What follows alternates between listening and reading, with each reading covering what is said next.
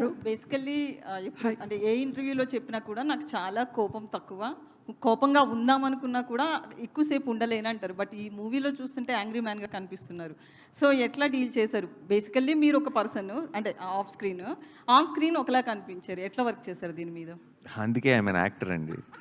I don't need to be that to be నేను I will play different roles, that's why I'm called an actor. So Nani garu part of the job అండి. Hit 2లో మీరు క్యామియోగా వచ్చారు, ఇందులో hero అయ్యారు. Next Karthi hit 4లో ఉంటాడా హీరోగా? ఇప్పుడే చిలక్కి చెప్పినట్టు చెప్పాడు మీకు.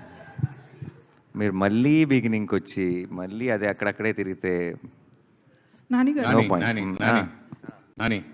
నాని గారు ఇక్కడ లెట్ మీ యా ఇక్కడ హాయ్ నమస్కారం.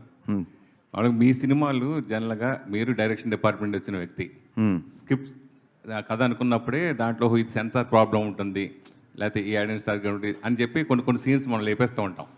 మీరు డైరెక్షన్ ఫీల్డ్లో ఉన్నారు కాబట్టి ఈ సినిమాని ముందుగా మీకు మీరుగానే సెన్సార్ చేసి స్క్రిప్ట్ రెడీ చేసుకున్నారా? ఇది ఎలాగ ఏ సర్టిఫికేట్ వస్తుంది మీరు ముందే డిసైడ్ చేశారు సెన్సార్ అవ్వకముందే? అవును. సో మీరు డిసైడ్ చేసుకున్నారా అని అడుగుతున్నా. ఏమని కథ విషయంలో ఇది ఎలాగా ఏ సర్టిఫికేట్ వస్తుందని డిసైడ్ అయ్యి ఈ సినిమా చేశారా అంటున్నా. మేము ఒక కథ అనుకున్నాం, ఆ కథ చేయటం మొదలెట్టాం. అండ్ మేము షూట్ చేసినప్పుడు మాకు తెలుసు దీని గ్రాఫ్ ఏంటి అన్నది. దీనికి